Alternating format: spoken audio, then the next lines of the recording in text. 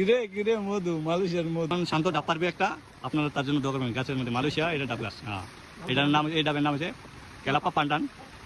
খেতে খুব সুস্বাদু। আমাদের শান্ত ডাব পারবে। হ্যাঁ, খেতে খুব সুস্বাদু। হ্যাঁ,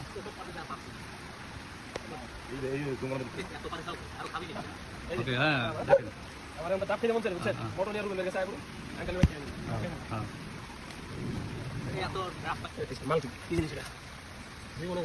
দেখেন শান্ত কিভাবে ডাব কাটে।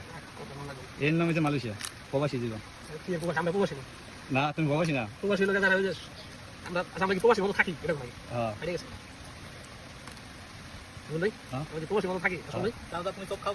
আমি 12 মাসই খাই।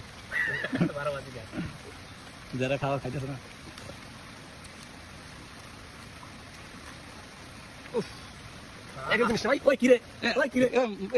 মধু